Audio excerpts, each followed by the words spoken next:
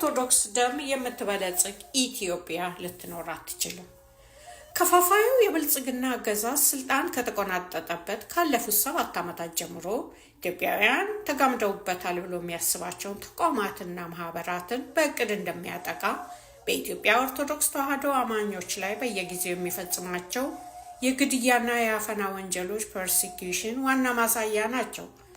በሀገራችን ሰሞኑን ኦክቶበር 24 to 29 2025 በአርሲ ኦሮሞ ክልል የተደረገው የ27 ምዕመናን አሰቃቂ ግድያና አፈና ይህ ሴረኛ አገዛዝ ከሚፈጽማቸው ዘግናኝ ወንጀሎች አንዱ መሆኑ የአደባባይ እውነት ነው። ድርጊቱ አሁንም በየዕለቱ እየቀጠለ ይገኛል። ስለሆነም በዋሽንግተን ዲሲ እና አካባቢው የምትገኙ የእምነቱ ተከታዮችና ሌሎች ኢትዮጵያውያን ኖቬምበር 9 2025 በ4 p.m. ቦታው 15th Street Northwest ዋሽንግተን ዲሲ 20024 አት ዋሽንግተን ሞኒመንት በሚዘጋጀው የሻማ ማብራት መርሃ ግብር ላይ በመገኘት በኦሮሞ አርሲና በሌሎች ስፍራዎች ባሉ የኢትዮጵያ ኦርቶዶክስ ተዋሕዶ አማኞች ላይ እየተደረገ ያለውን ሃይማኖት ተኮር ጭፍጨፋ ጄኖሳይድ እንድታወግዙ እናሳስባለን። ኑ በነቢያትና በሐዋርያት መሰረት ላይ የታነጸች ዓለም አቀፋዊት ቤተክርስቲያንን እንታደግ። ኑ በሴራ በሰበብ በኢትዮጵያ ኦርቶዶክስ ተዋሕዶ አማኞች ላይ የቀጠለውን ኢሰብአዊ ድርጊት እናስቆም። አዘጋጆች በዋሽንግተን ዲሲ እና አካባቢው አሜሪካ የሚኖሩ ተቆርቋሪ ማህበራትና ኢትዮጵያውያን።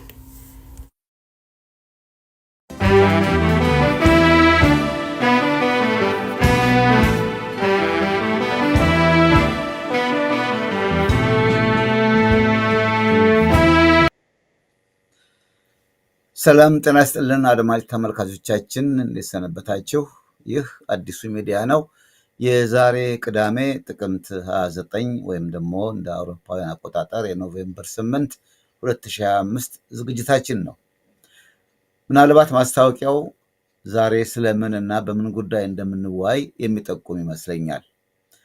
አሁንም በማስታወቂያው ላይ እንደተነገረው ነገ እሁድ በዋሽንግተን ሞኑመንት ከሰዓት በኋላ በ10 ሰዓት ወይም 4 p.m. ላይ የሻማ መብራት ተማጽኖ ይደረጋል እና ይህም ደግሞ በአርሲ እየተገደሉ ያሉትን ወይም የተገደሉትን በዛ የሚደረገውን ጭፍጨፋ ለመቃወምና ይህን ጉዳይ እንዲመለከት ማሳሰብ ለሚፈልጉት ለአሜሪካ መንግስት መልእክት ለማስተላለፍ ጭምር ነው። ስለዚህ ፕሮግራማችን በመከታተል አብራችሁን ቆዩ። በዚህ ጉዳይ ላይ 2 እንግዶች እንዲያወያዩን ጋብዣለሁ።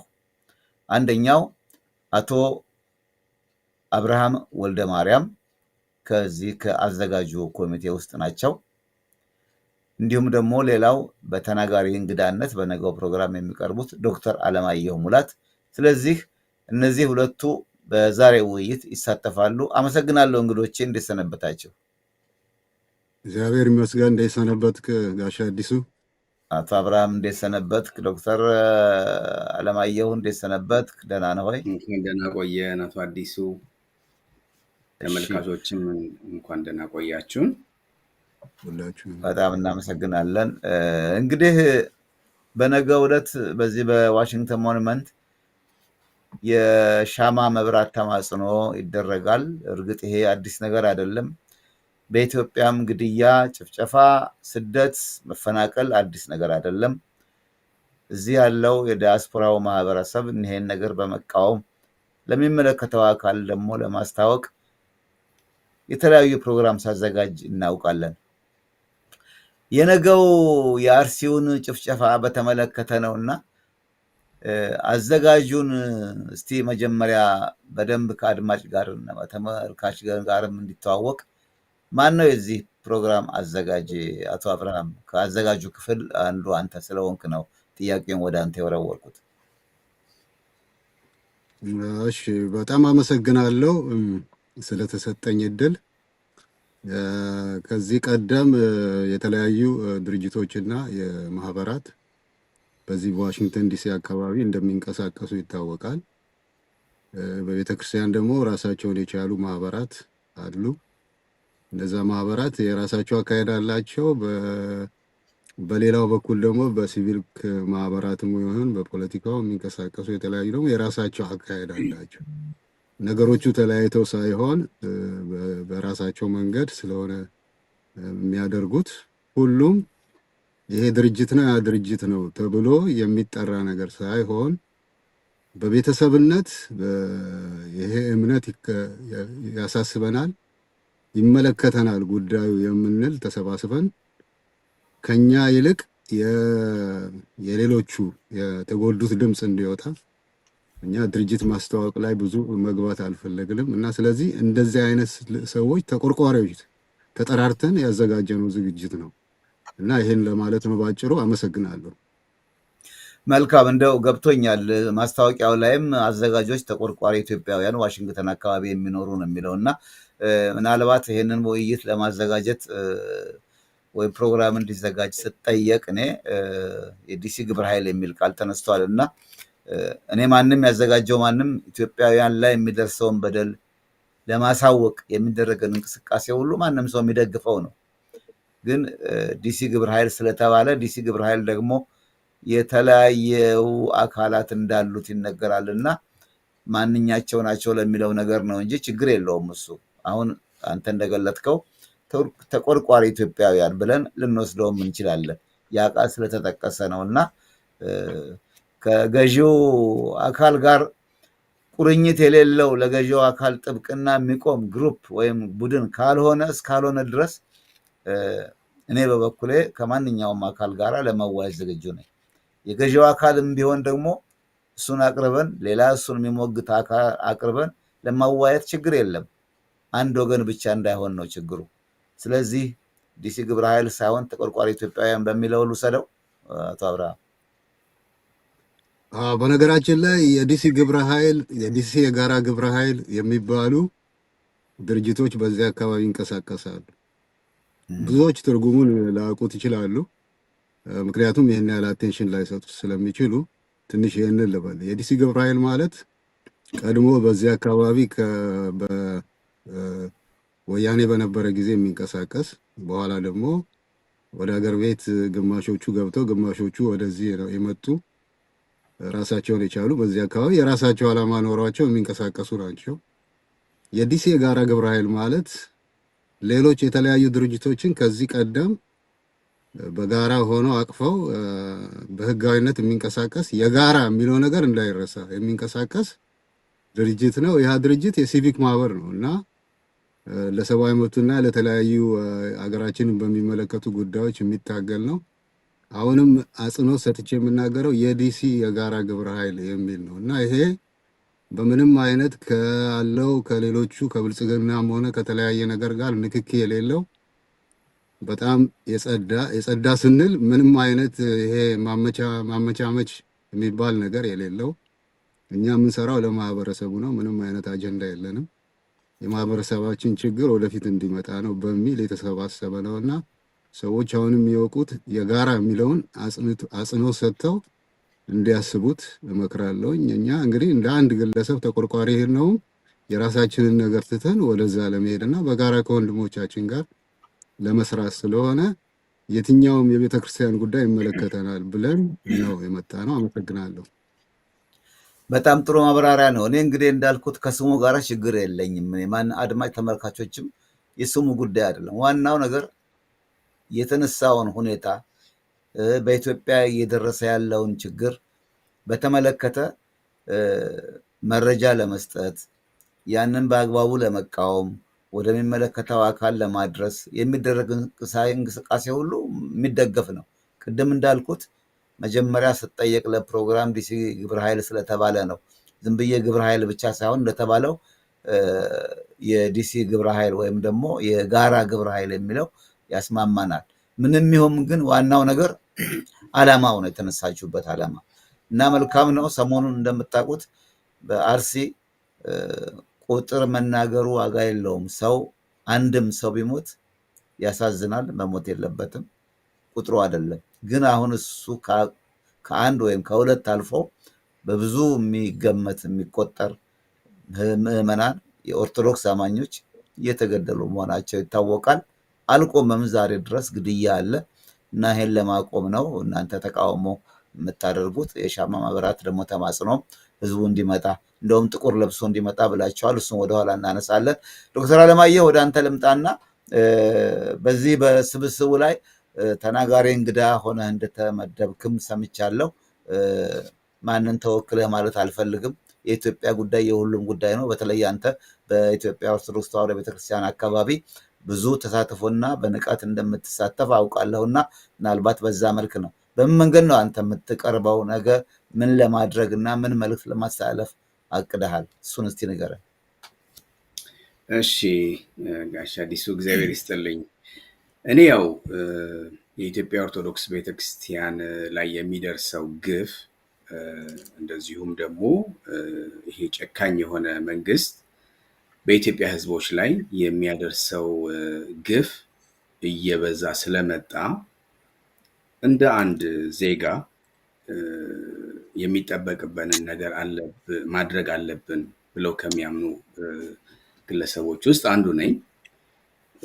በዚህ ካፓሲቲ በራሴ በግሌ አብይ አህመድ የሚባል ጨፍጫፊ መንግስት በህዝባችን ላይ የሚያደርሰውን ግፍ በኦርቶዶክሶች ላይ፣ በአማራው ላይ፣ አሁን ደግሞ እየተንደረደረ ያለው በትግራይ ህዝብ ላይ ሊያደርስ ያስበውን ጭፍጨፋ ወጥቶ መናገር ከሰውነት ሰው ከመሆን ስለሚጀምር እንደ አንድ ሰው እንደ አንድ ክርስቲያን ይሄ ነገር መወገዝ ስላለበት ነው ወጥቼ በአደባባይ አብይ አህመድ የሚባልን አውሬ የምቃወመው እና በዛ መልኩ ነው እኔ እንግዲህ የምሳተፈው።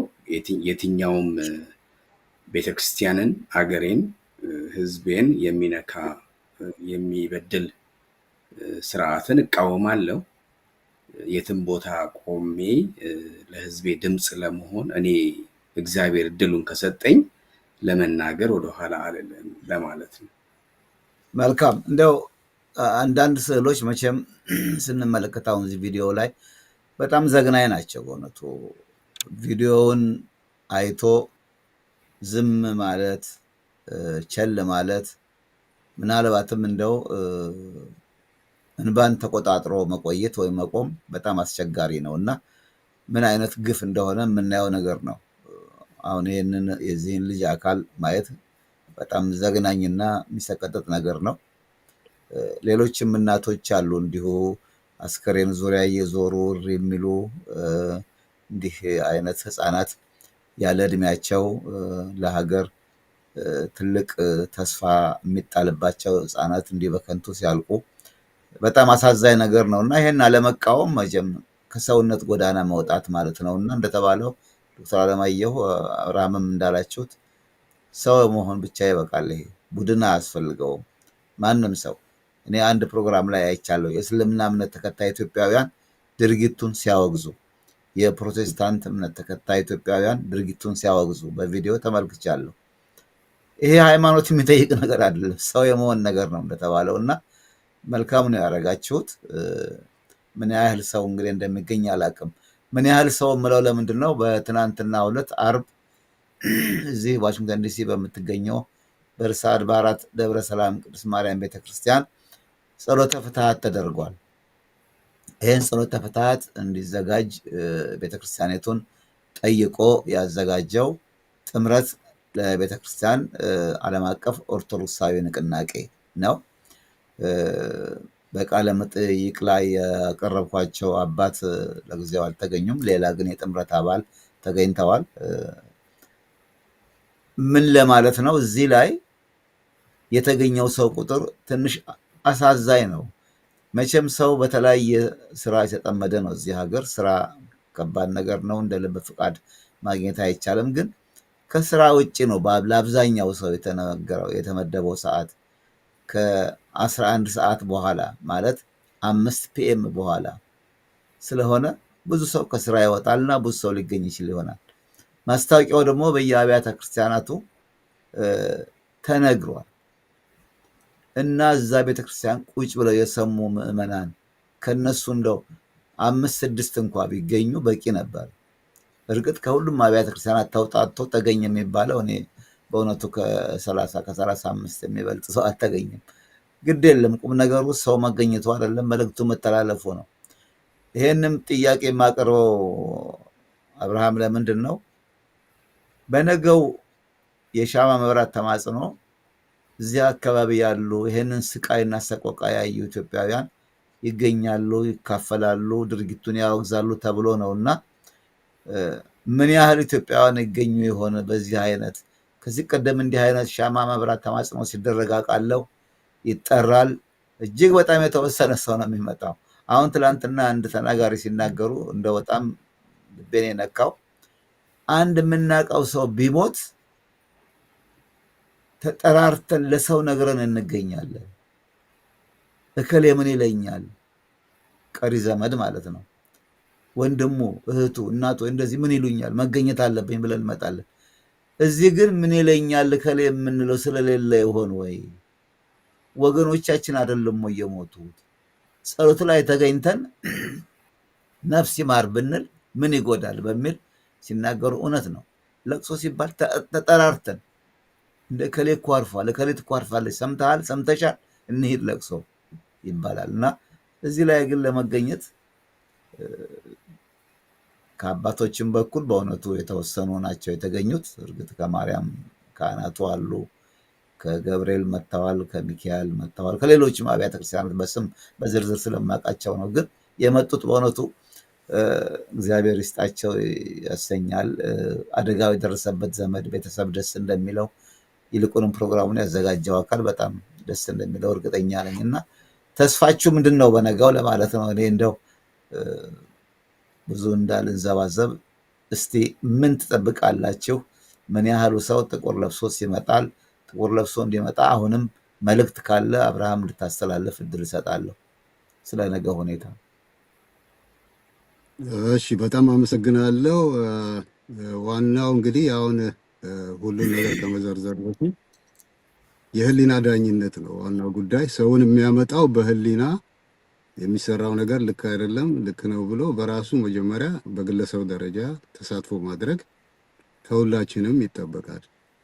በእርግጥ በዋሽንግተን ዲሲ እና አካባቢው የተለያዩ ከዚህ በፊት የነበሩ ድርጅቶች ሰውን ቀልብ ከሳቡ በኋላ ያደረሱበት አንዳንድ ዳተኝነትን የፈጠረበት ሁኔታ አለ። ሰው እንዳይመጣ ያደረገበት ምን ያመጣሉ ምን ይመጣል እያለ ራሱንም እንዴት ነው በቸልተኝነትም ጭምር ያንን እንደ እንትን ምክንያት እያቀረበ የሚያደርገው ነገሮችን ቢተውና ጥቁር ለብሶ መጥቶ አደባባይ ላይ ይሄንን ነገር ቢያይ ለሞቱት ቢያዝን መልካም ነው ብዬ እኔ አስባለሁ። ሰዎችን ግን አስገድደን በዚህ መልክ ማስወጣት ወይም በአዋጅ ነግረን ሳይሆን በራሳቸው ተነሳሽነት እንዲመጡ በተለይ በአሁኑ ጊዜ ደግሞ ምንድነው የሚያመጣን ብለን ስንጠይቅ ፖለቲካ እየተባለ ቤተክርስቲያንንና ማህበረሰቡን የሚነጥል ንግግር በየጊዜው ይደረጋል። አንድ ነገር ሰው እንደ አይነት ነገር ሲያዘጋጅ ፖለቲካ አለ እየተባለ ፖለቲካ ማለት የህዝብ አስተዳደር ማለት ነው።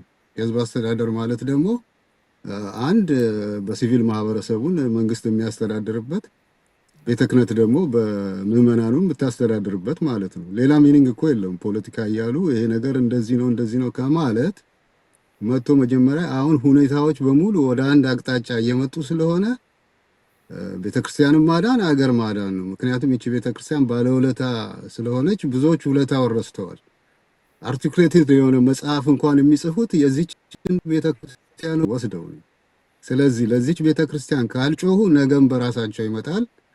ስለዚህ አሁን ይሻላችኋል ብትጸልዩ ብትጮሁ ለዚች ቤተክርስቲያን ዓለም አቀፋዊት ለሆነች ወገን ተገን የሌላት ለምትመስል ነገር ግን እግዚአብሔር ላላት ቤተክርስቲያን መታችሁ ሀዘናችሁን ለወገኖቻችሁ እንድታወጡ ብዬ እመክራለሁ።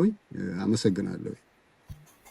እግዚአብሔር ይስጥልኝ አቶ አብርሃም። ዶክተር አለማየሁ ቀደም ሲል ሁለት ጥያቄ ደረብ አድርጌ ቀርቤ ነበረ። እንዴት ነው ማንን ተወክለህ ነው ወይም አንተ በግል ነው የሚለውን ካብራራው በኋላ ወይም አንተ ከተናገርክ በኋላ ምናልባት ነገ እንደው ልታስተላለፍ የምትፈልገው መልእክት ካለ እግረ መንገድን በአሁኑ ሰዓት ለሚመጣም ሰው ግንዛቤ ለመስጠት ሲመጡ ደግሞ በምን ያህል ዝግጅት መምጣት እንዳለባቸው ቅስቀሳም እንግዲህ ዓላማችን ይህን ፕሮግራም የምናቀርበው ሰው የነገውን ሞኒመንቱ ጋር የሚደረገውን ከሰዓት በኋላ ከ10 ሰዓት ጀምሮ በአማርኛ ነው የማወራው 10 ሰዓት ወይም ደግሞ ብዙ ሰው በመለመደው 4 ፒኤም 4 ፒኤም ማለት ከሰዓት በኋላ ጀምሮ የሚደረገውን የሻማ መብራት ተማጽኖ እንዲከታተሉና ተቃውሟቸውን ሀሳባቸውን እንዲገልጡ ምናልባት አንተ ልትናገር ልታሳስብ የምትፈልገው ካለ ወደዛ ልውሰድህ። ከዛ ተከታይ ጥያቄ ይኖረኛል ሁለታችሁ።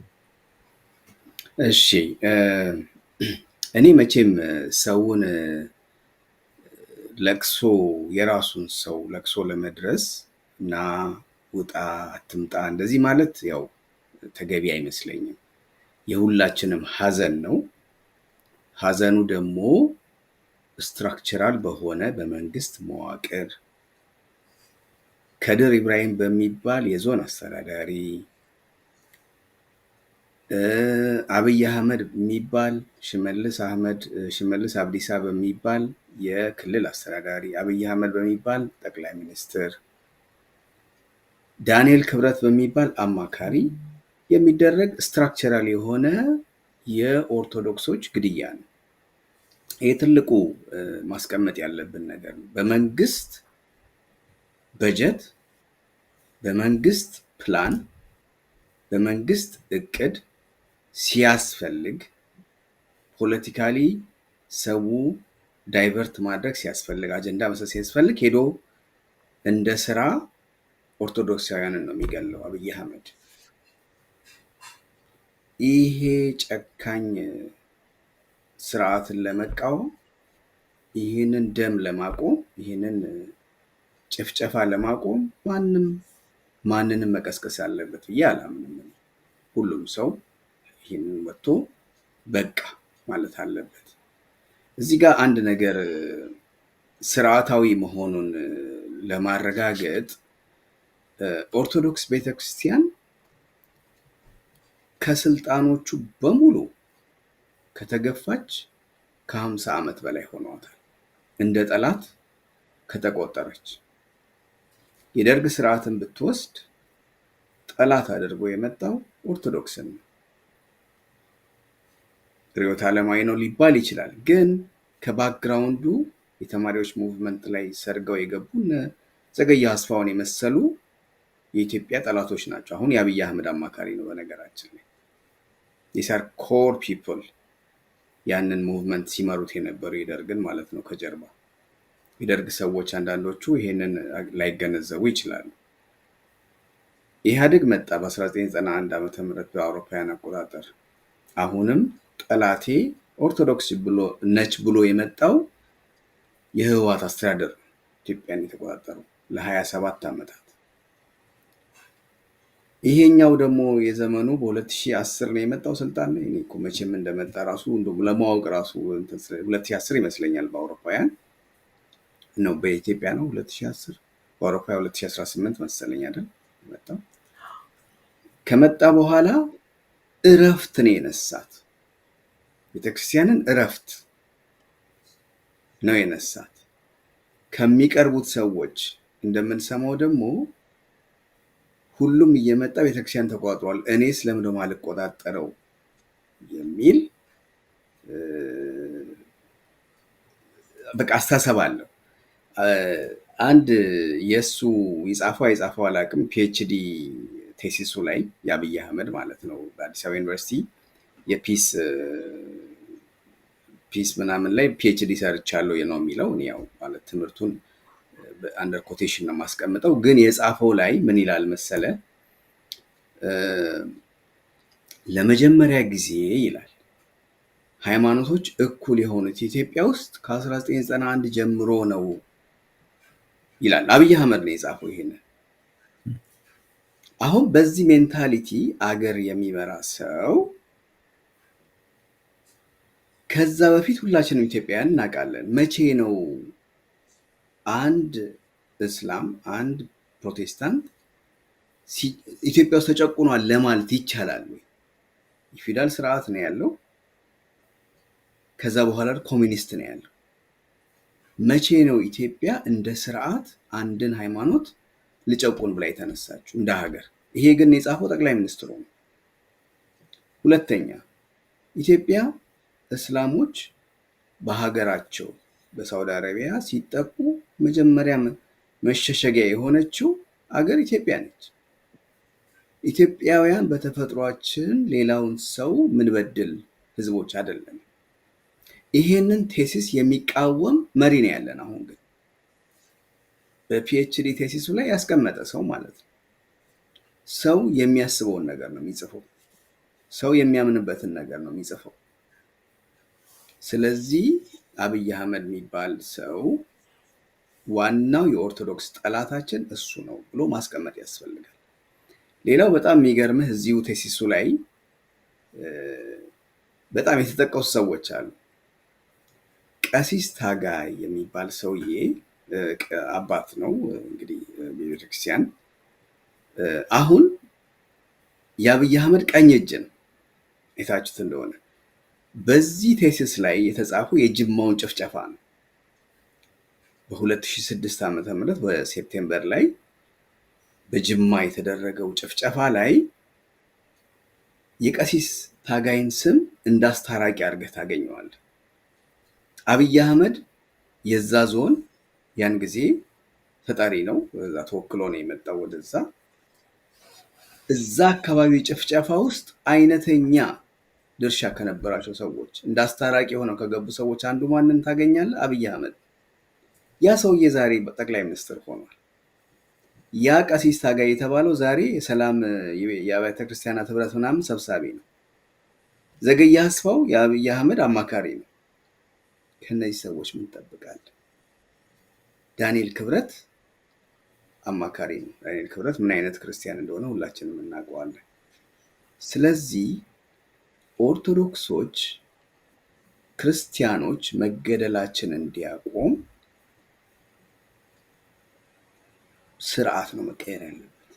ይሄ አስተሳሰብ ነው መቆም ያለበት። ላለፉት 50 ዓመታት ኢትዮጵያ ላይ የሰፈረው ኦርቶዶክስ ጠል የሆነ ሰይጣናዊ አስተሳሰብ መቆም ያለበት የሚል ነው ያለኝ። እንትን ጋሼ አዲሱ መልሼው እንደሆነ አላውቅም። ምናልባት ሰከንዳሪ ያብራራዋለሁ። መልካም፣ ጥሩ ነው። ምናልባት ነገ ልትሰጠው የምትችለው ኃይለ ቃል ልታስተላለፍም ያሰብከው ይዘት የንግግርህ የገለጣ ምን ይመስላል በሚለው ነው። ይሄ ያለውን ነገር የመግለጥ ነገር ነው። በነገራችን ላይ አሁን አንዳንድ ሰዎች ሲናገሩ ተውን አትግደሉን። እኔ ማንን ነው ተውን በብዙ ቁጥር የሚነገረው? ምናልባት አብይን፣ ሽመልስን፣ ዳንኤልን ጨምሮ ነው። ይሄ ስርዓት ነው እንደሚመስለኝ። ስርዓቱ እንዲለወጥ መታገል አንድ። ይሄን ስርዓት ደግሞ በቁንጮነት የሚመራው ማን እንደሆነ ስለሚታወቅ ነገሮችን በስማቸው መጥራት ያስፈልጋል። ገዳዩ ማን ነው? መንግስት መር መሆኑ ምንም አያጠያይቅም። ስለዚህ ይሄን ነገር በስም እየጠሩ ይሄን ስርዓት ለመለወጥ ምን መደረግ አለበት ነው እንጂ ዛሬ አሁን ሰላማዊ ሰልፍ ቢደረግ ሻማ መብራት ቢደረግ ጥሩ ነው። መቼም መደራጀትና ቅስቀሳ ይሄን ሁሉ ይጨምራል። ግን ይሄን ስርዓት እንዴት ነው የምንለውጠው? ይሄን ከማለት በተለየ መልኩ ደግሞ ሌሎች ኃይሎች እዛው ሀገር ሆነን በሰላማዊ ትግል እንንቀሳቀሳለን። እኔም ምን ያህል ውጤት እንደሚያስገኝ አላውቅም። የዛ ጉዳይም ኤክስፐርትም አይደለሁም፣ መናገርም አልችል። ግን አንዳንድ ጊዜ የማይሆን አይነት አካሄድ ሲካሄድ ጉዳዩ ያለው እዚህ ጋር ነው። የስርዓት ለውጥ ነው የሚያስፈልገው። ይችን ሀገር በአግባቡ ሊመራ የሚችል ሰው የሚመረጥበት ስርዓት እንዲዘጋጅ ነው የሚያስፈልገው። ግን ሰላማዊ እንደ ድርድር ከማን ነው ድርድር? አገር ከሚያጠፋ ኃይል ጋር መደራደር ይቻል ይሆን? አላውቅም። በእውነቱ በዛ የማይሆን ነገር ውስጥ እንድገባ አልፈልግም። እናንተንም ወደዛ አልመራ። አቶ አብርሃም፣ የነገው እንግዲህ የሻማ መብራት ፕሮግራም የተለያየ ዝግጅት እንዳለ ገምታለሁ። ሰው ይሰበሰባል። ጥቁር ለብሶ እንደሚመጣ ተስፋ እናደርጋለን እንደተባለው። ከዛ በኋላ ማስተዋወቅ አለ፣ ንግግር አለ፣ የደረሰውን በደል መግለጥ አለ። እንደው በቅደም ተከተል ምን ምን ለማካሄድ ነው ያሰባችሁት? ተሰብስቦ መፈክር አሰምቶ መለየት ነው ወይንስ ደግሞ በዚህ ጊዜ ንግግር ይደረጋል፣ እንዲህ ይደረጋል፣ ተጋባዥ እንግዶች አሉ የመሳሰለ? እስቲ እሱን ግለጥልኝ፣ የነገውን ፕሮግራም በተመለከተ። ሌላም ከዚህ ቀደም ዶክተር አለማየሁ ባለውም እኔም ባልኩት ላይ የምትጨምረው ካለም እሱንም መናገር ትችላለህ። አመሰግናለሁ። እንግዲህ ትንሽ መግቢያ ለመስጠት መንግስት አለ፣ ህዝብ አለ ማለት ሲቪል ማህበረሰብ፣ ቤተ ክህነት አለ፣ ምዕመናን አሉ።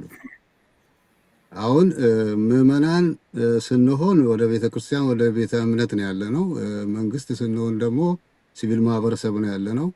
ሁለቱም ነገሮች በኢትዮጵያ ውስጥ ተመተዋል። የኔ እንትን እንደዛ ነው። ለምን ሲቪል ማህበረሰብ እንደምታዩት ከመምህራን ጀምሮ እስከ ሌሎቹም ድረስ ማህበራት የተመቱበት ሁኔታ ነው ያለው። ቆይተዋል መመታት ከጀመሩ። ምዕመናን ደግሞ በዚህ አካባቢ ደግሞ በቤተ ክህነቱ እየተመቱ ነው ያሉት። ምዕመናን ሆነው ሳለ ይሄንን ነገር የሚያደርጉት አብዛኛውን ነገር በሪሶርስ የሚደግፉት ምዕመናን ሆነው ሳለ ቤተክርስቲያኗ ግን ቤተ ክህነቷ ምዕመናንን ዘግታለች። ምንም ነገር አታነጋግርም፣ ምንም ነገር አሰራም። ስለዚህ አሁን ማድረግ ያለብን መንግስትን ሞታችንን ቢያንስ ንገርልን ማለት ነው። ለሚዲያ ታክስ እንከፍላለን። የተለያየ ነገሮች ለሚዲያ የሚደረጉ አሉ። ከኛ ሰብስቦ ሚዲያ ከፍቶ የኛን ሞት አይዘግብም። ቢያንስ አንደኛ ሰንደቅ ዓላማ እንኳን ዝቅ አያደርግልንም ሚሊዮኖች ብንሞት። ይህን ካላደረገ ህግ ካላስከበረ ወይም ደግሞ እዛ ሄዶ ህግ አስከብሮ መንግስት ትክክለኛውን ነገር ማድረግ አለበት። ሲገብቶ እንኳን ጣልቃ ገብቶ ወንጀለኞችን ፊት ለፊት ማምጣት አለበት። ሚኒመም ነው ይሄ ለመንግስት ተጠያቂነት እንዳያመጣበት የተመረጠበት ዓላማ ይሄ ስለሆነ ህግ ማስከበር ያንን በትክክል ማድረጉ ማረጋገጥ አለበት። ሶስቱ ነገሮች የጠቀስኳቸው ሄዶ እዛ መከላከል አለበት፣ ወንጀለኞችን ማቅረብ አለበት፣ አትሊስት ሞታችንን በሚዲያችን መንገር አለበት። ኢቢኤስ ላይ ይሄ የሚፈነጩበት ወይም ደግሞ ይሄ ቴሌቪዥን ላይ የሚፈነጩበትን ነገር ትተው በቀጥታ ሚዲያ ላይ አትሊስት ተገለዋል፣ እንደዚህ ሆነዋል፣ ጸልዩላቸው ብለው እንኳን የ2-3 ደቂቃ ንግግር ማድረግ አለባቸው ማስታወቂያዎች።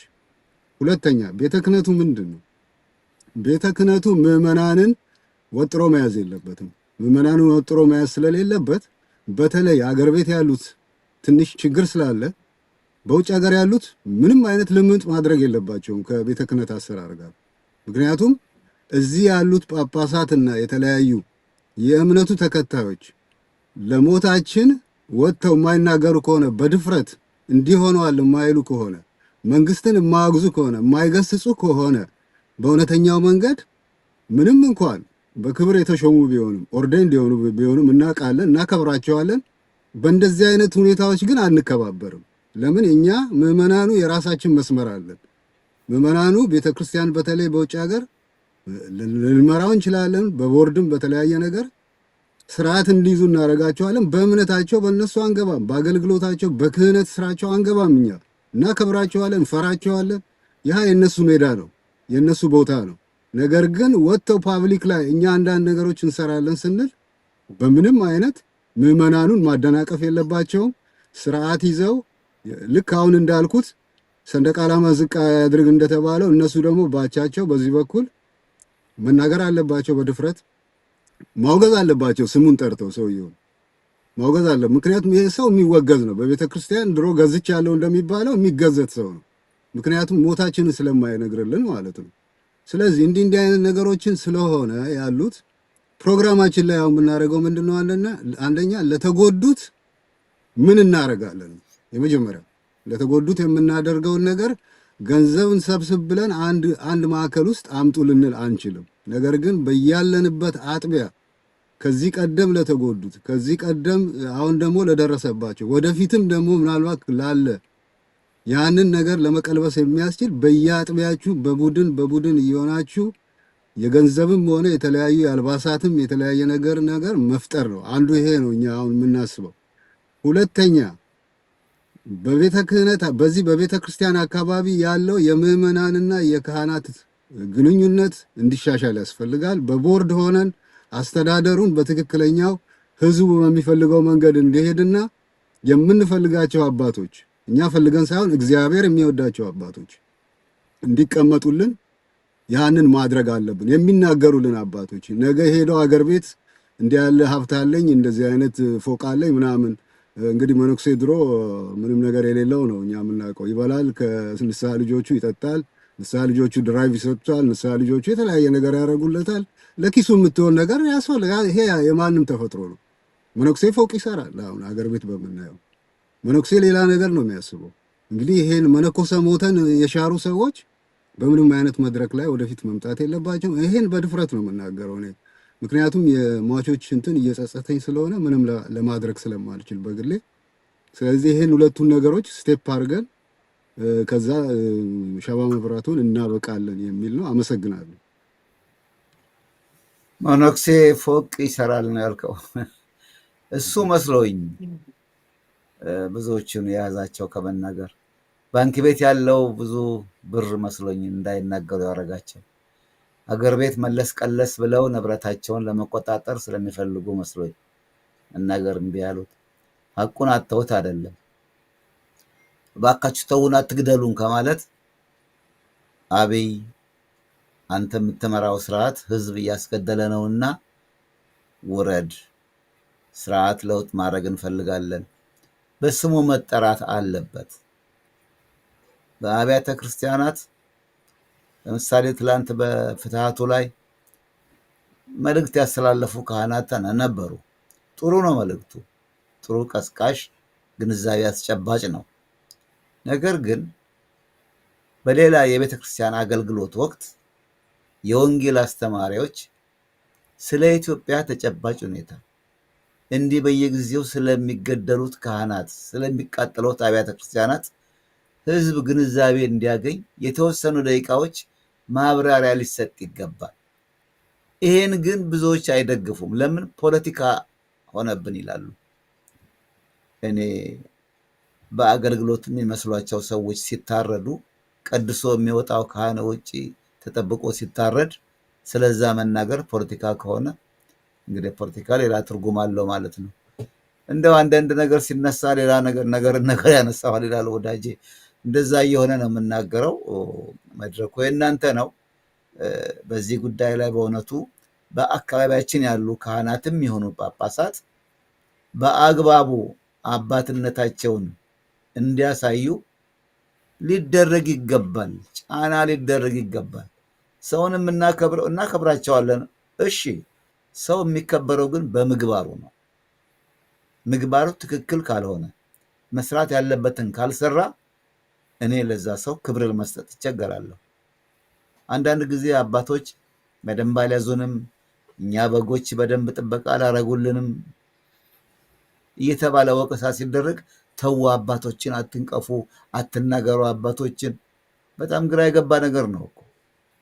እና በዚህ ጉዳይ ላይ በእውነቱ ህጉን የቤተክርስቲያኒቱን ቀኖና የሚያውቁ ፍትሐ ነገሥቱን በደንብ ጠንቅቀው የተረዱ ሰዎች አቅርበን እስከምን ድረስ ነው አባቶችን ልናከብርና ልንይዛቸው የሚገባው? ምዕመናን ተሰብስበው አባቶችን ይሄ አባት አልተስማማንም፣ የእኛን እንባ አላበሰልንም፣ በሚገባ ጥበቃ አላደረገልንም ብሎ አመልክቶ ሌላ አባት እንዲሰጥ የሚጠይቀው ምን ጊዜ ነው? ይሄም በእውነቱ ደንብና ስርዓቱን የሚያውቁ ሰዎች ጋብዞ በሰፊው ልንዋይበት የሚገባ ጉዳይ ነው። ቅድም እንዳልኩት ነው፣ አንድ ነገር ሲነሳ ሌላ ነገር ይመጣና እኔ እንደናንተው ደግሞ መድረኩን ነጥቄ ዝም ብዬ አወራለሁ። ይቅርታ ጠይቃለሁ አድማጭ ተመልካቾችን። ወደ እናንተ ልመለስ። ዶክተር አለማየሁ እንደ ማጠቃለያና ምን መደረግ አለበት? እስከ መቼ ነው ሞታችን የሚቀጥለው? መቼ ነው ገዳዮችን በስማቸው እየጠራን እንዲወገዱልን የምንጠይቀው? ይሄን ነገር በተመለከተ በተለያየ ጉዳይ ላይ እንዳለ አውቃለሁ። በተለይ በቤተክርስቲያን ዙሪያ ተቆርቋሪ ከሆኑ አካላት ጋር እንደምትሰራ አውቃለሁ እና ምን መደረግ አለበት? እንደ ማጠቃለያ እንደ መፍትሄ ሀሳብ ብሰጠኝ፣ ከዛ አቶ አብርሃምም እንዲሁም ማጠቃለያ ሰጥቶኝ የዛሬውን ለነገ የተጠራውን የሻማ መብራት ተማጽኖ ማስታወቂያ ፕሮግራም እናጠቃልላለን። እሺ ዶክተር አለማየሁ። እሺ፣ እግዚአብሔር ይስጥልኝ ጋሻ አዲሱ። በመጀመሪያ ደረጃ እስኪ በኋላ ላይ እናንተ አሁን ካነሳችኋቸው ሀሳቦች አንድ ሁለት ነገሮች ልበል። ቤተክርስቲያን መጀመሪያ ከምንጩ ነው መነሳት ያለብን። ችግሩ የት ጋር ነው? አሁን መንግስትን እናውቀዋለን። በቃ የቤተክርስቲያን ጠላት ነው። ሶሻሊስታዊ አስተሳሰብ ይዞ ነው የመጣው። ከዛም በኋላ ደግሞ አሁን ደግሞ ፐርፐስፉሊ ቤተክርስቲያንን አገርን ለማጥፋት የመጣ ስርዓት ነው ያለው ብለን ደምድመናል። ስለዚህ ከመንግስት የምንጠብቀው ነገር ምንም የለም። ቤተክርስቲያን ላይ ግን ሁለት ነገሮች ይታዩኛል። አንደኛው ራሱ አባቶች የመጡበት ከታች ጀምሮ ዝም ብለህ እያንዳንዱን ትምህርቱን ስታየው ማለት ነው። እንዴት ነው ቆሎ ትምህርት ቤት ሄደው የተማሩት? እንዴት ነው? በምን አይነት ሁኔታ ነው? ምን አይነት ነገሮች ተቀይረዋል ከድሮ የሚለውን ነገር በደንብ መታሰብ ያለበት ይመስለኛል። ይህንን ለቤተክርስቲያን አካባቢ ምሁራን ለሆኑ ሰዎች እተዋለሁ። ሁለተኛው ማየት ያለብን እሺ ከመነኮሱ በኋላ ቅስናውን ካገኙ በኋላ ደግሞ የሚኖሩት ኑሮ ምን አይነት ነው? እንዴትስ ወደ ጵጵስና መጡ? በተለይ አሁን በዚህ በኢህአዴግ ዘመን ያሉትን ነው ማተኩረው። ስታይ አንዳንዶቹ የኢህአዴግ ታጋይ የነበሩ ፐርፐስፉሊ አሳይመንት ተሰጧቸው ወደ ቤተ ክህነት የገቡ ሰዎች አሉ፣ ካድሬዎች። አንዳንዶቹ በዘር ኮታ የገቡ አሁንም የመንግስት ካድሬዎች አሉ። አንዳንዶቹ በቃ ሲምፕሊ ቤተክርስቲያንን የገንዘብ ማግኛ ኑሮ ያደረጉ ሰዎች አሉ። አሁን ከነዚህ ሶሉሽን ማግኘት በጣም ከባድ ነው።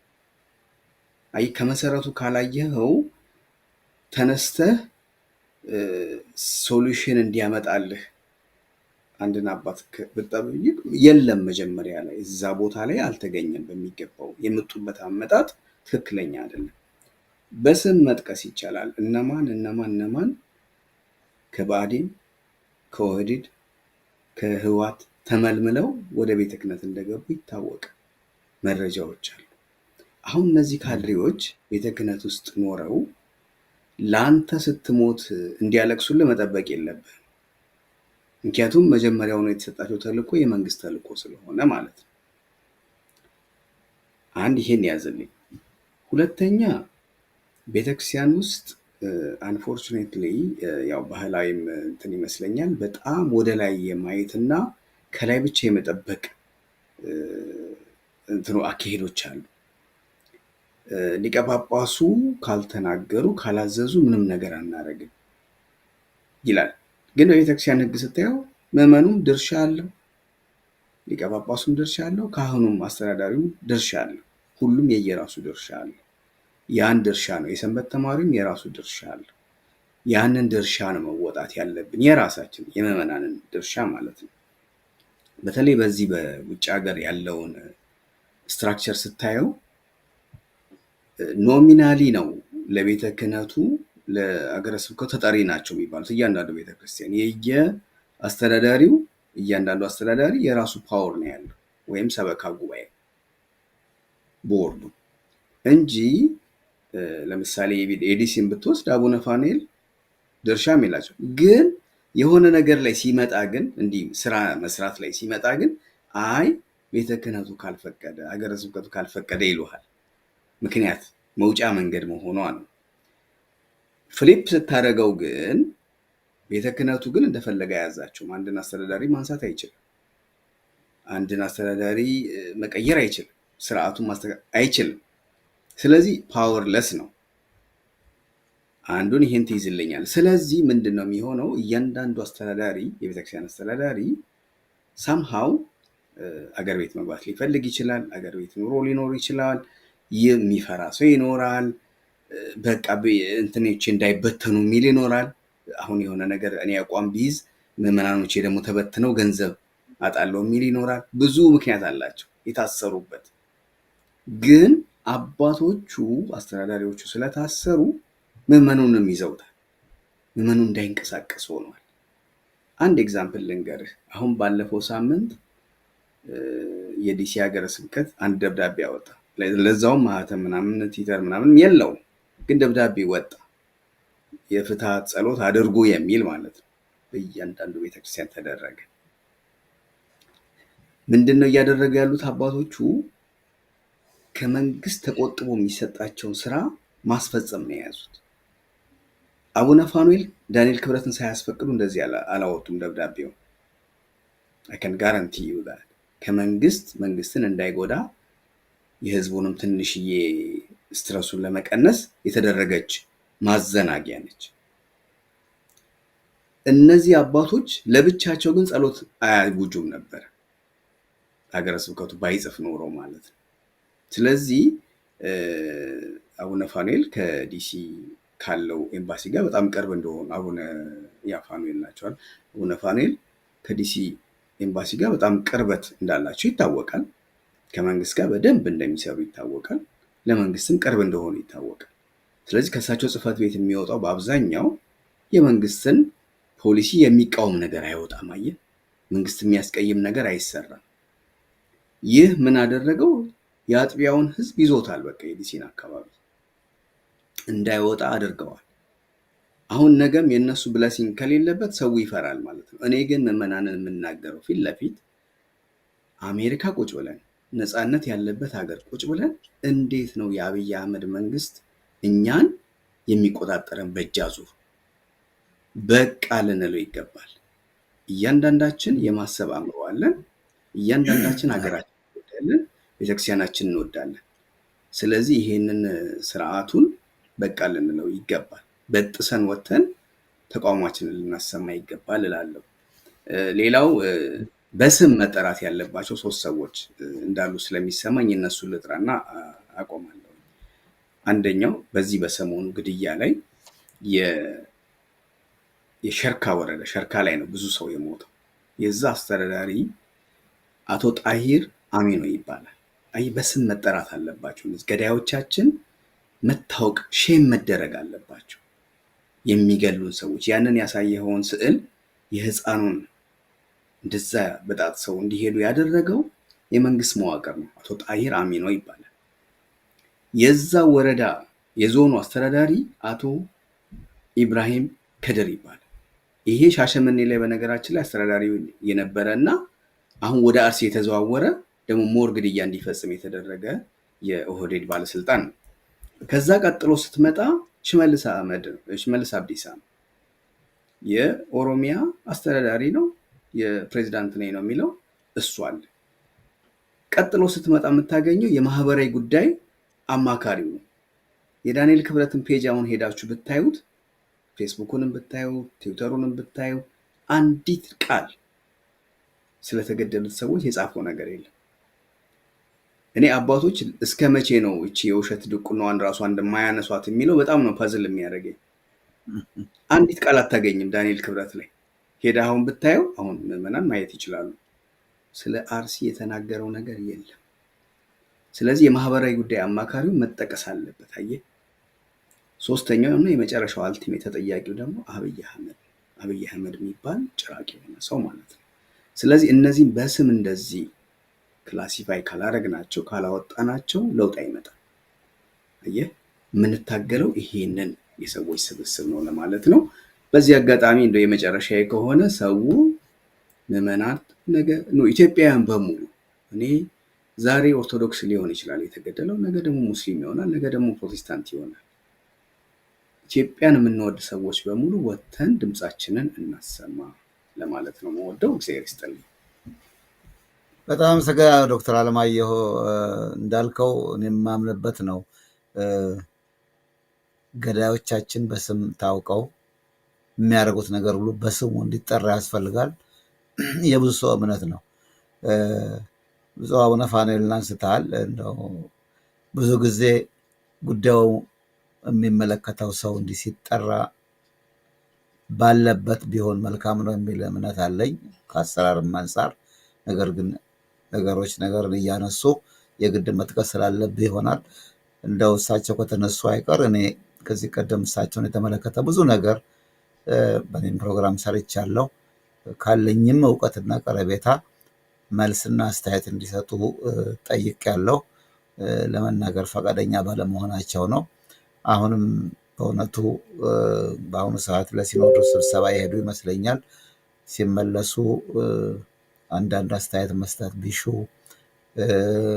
መልስ ቢኖራቸው እና ቢናገሩ በደስታ መድረኩን አዘጋጃለሁ።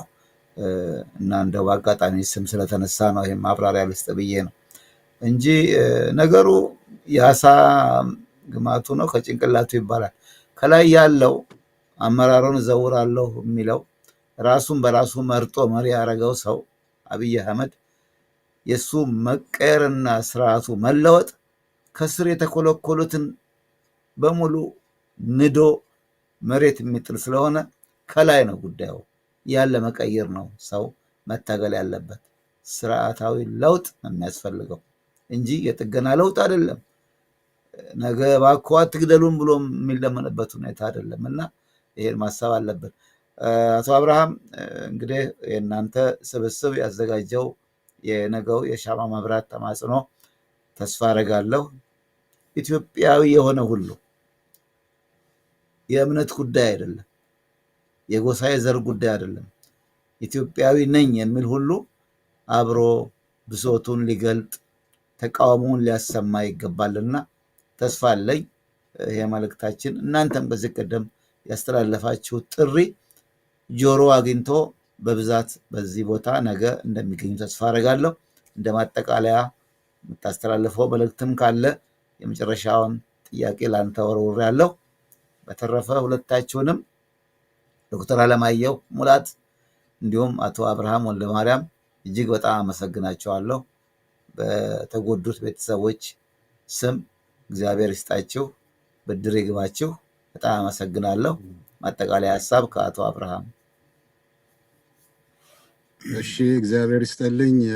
እንግዲህ የነገው ፕሮግራም እሱን አስመልክቶ ነው የምናገረው። ሁለት ነገሮችን ለማስፈጸም ቅድም የገለጽኳቸው፣ አንደኛ የተጎዱ ቤተሰቦችን የምንረዳበት በየግላችን በአጥቢያችን ከሻማ መብራቱ በኋላ ሄዶ ያንን ነገር በቡድን የሚደረግበትን ነገር ከዚህ በፊትም ለተጎዱት በምንችለው አቅም በአልባሳትም ይሁን በገንዘብም ይሁን የምንረዳበትን በራሳችን። ምክንያቱም ዛሬ በአንድ ማዕከል መሰብሰብ ገንዘብ በጣም አቢዩዝ እየተደረገ ሰዎች ተስፋ እየቆረጡ ስለሆነ ይሄንን በምትተዋወቁ ሰዎች በኩል በአጥቢያችሁ እንድታደርጉ ነው። ሁለተኛ በቤተ ክርስቲያን አካባቢ ባሉት እንቅስቃሴዎች ምዕመናን በተለይ በውጭ ሀገር ቦታውን በደንብ አድርጋችሁ አጥንታችሁ አባቶችን አክብራችሁ የነሱን መድረክ ሳትነኩ የክህነት ስራውን ሳትገቡ በአስተዳደር በኩል ያለውን በሲቪል ማህበረሰቡና ወደ ምዕመናኑ የሚሄደውን ነገር በራሳችሁ መንገድ ከነሱ ጋር እየተመካከራችሁ እንድትሰሩና ያንን አቅጣጫ እንድታስይዙ ያንን እንመክራለን። በመድረኩ ላይ ባለፈው በትላንትናው ምሽት በቤተ ክህነት አባቶችን አክብረን ለሀገራችን ሰዎች ለኦርቶዶክስ አማኞች እልቂት በተዘጋጀው የፍትህ ስነ ስርዓት ላይ ተገኝተን ነበረ። በዛን ጊዜ ቤተክርስቲያኗ የነሱ ስለሆነች ማለቴ መድረኩ የቤተክርስቲያኗ አውደ ምሕረት መድረክ የነሱ የካህናቱ ስለሆነ አክብረን እኛ ምንም ነገር ውስጥ ሲቪል ማህበረሰብና ምዕመናን የሆነን አልገባንም። ምክንያቱም የነሱ ቦታ ነው። በነሱ ጸሎት ሁሉ ነገር ተደርጓል። አሁን ደግሞ በዚህ በመድረኩ ላይ ስንመጣ በዋናው አደባባይ ይሄ የሲቪል ማህበረሰቡ ወይም የምዕመናን አደባባይ ነው። ምዕመናን በተለይ የራሳቸውን ነገር የሚገልጹበት። ሁለተኛ ደግሞ እነዚህ ተቆርቋሪ የሆኑ አባቶች ምዕመናኑ የሚፈልገው ነገር አለ፣ የነሱ ነገር አለ። ያንን ወደ አንድ የሚያመጡበትን ንግግርና የሚያስፈልገውን ነገር ቡራኬም ቢሆን ወይም ጸሎተ ፍትሐትም ቢሆን ወይም ደግሞ ምህላም ቢሆን ወይም ደግሞ በቦታ ላይ የንስሐ ጸሎትም የሚደረግ ከሆነ የንስሐ መዝሙርም ከበሮ የለም፣ በጸጥታ ነው የምንለው ወደ እግዚአብሔር ጸሎታችን የምናቀርበው። ሻማው በስነ ስርዓት ይበራል። ስለዚህ ማናቸውም ሰዎች በዚህ መልክ በዚህ ሐሳብ እንድንመጣ ነው የምንፈልገው።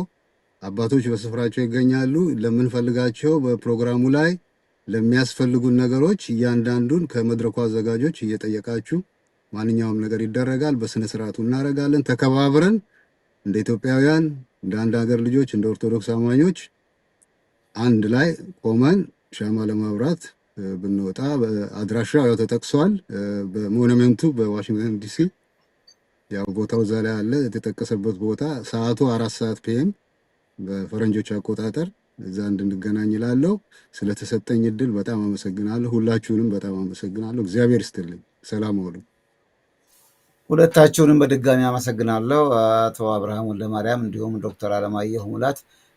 በነገራችን ላይ ሻማ ሰው ይዞ እንዲመጣ ወይም ጧፍ ይዞ እንዲመጣ ትላንትና ሲገለጽ ሰምቻለሁ። ይሄ መልእክት እና በድጋሚ ይድረስ። መልካም ነገር ነው እንጂ እናንተ ሻማ ለሚመጣው ሰው ሁሉ 100 ሰው ቢመጣ 100 ሻማ ለመግዛት እናንተ በጀት ያላችሁ አይመስለኝም እና ሰው ይሄን ማድረግ አቅተው ገንዘብ ለመሰብሰብም በጣም አስቸጋሪ ነው ላልከው ነገር እውነት ነው። ከዚህ ቀደም ለሞቱ ሰዎች ለታሰሩ ሰዎች እየተባለ የተሰበሰበ ገንዘብ የት እንደገባ አይታወቅም እና ከአቶ አሸብር ጋር ባለፈው ተደጋጋሚ ፕሮግራም አድርገን ነበር እና ጉዳዩ የሚመለከታቸው የተባሉ ሰዎች ተደውሎ ቢጠየቁም ለመቅረብ አልፈለጉም። ሌላ ጊዜ ቀርባለሁ ያሉትም ሰው ሊቀርቡ አልቻሉም እና የገንዘብ ነገር በጣም የሚገርም ነው። ገንዘብ ሲሰበሰብ ጥንቃቄ ሊደረግ ይገባል። እዚህ ሀገር ደግሞ ሕግና ደንብ አለው ገንዘብ ሲሰበሰብ እና ያን ሕግ መከተል አለብን። ግን የእኛ ሰው ኢትዮጵያውያን የዋህነት አለብን። እንዲህ ገንዘብ እንዳያስፈልጋል ከተባለ እንደው ዝም ብለን ያለችንን መጅረጥ አድርገን እንሰጣለን። ግን የት ገባ፣ ምን ላይ ዋለ፣ ለታለመለት ዓላማ ውሏል የገንዘቡ ብለን አንጠይቅም በይሉኝታ። ለምን የሰበሰበው ገንዘብ የምናውቀው ወይም ቅርባችን ወይ ጓደኛችን ይሆናል። ስለዚህ ምን ብዬ ጠይቃለሁ እኔ አንዴ ሰጥቻለሁ እንላለን። ይሄን ነገር መታሰብ አለበት። ስለዚህ እናንተም የገንዘብ አሰባሰብ ጥሩ ዘዴ ነው የወሰናችሁት። እግዚአብሔር ይስጥልኝ። በድጋሚ አመሰግናቸዋለሁ። አድማጭ ተመልካቾቻችን ዶክተር አለማየሁ አዲስ ነጥብ አለ? እሺ ሰብሰብ አንዲት ነገር አለችኝ።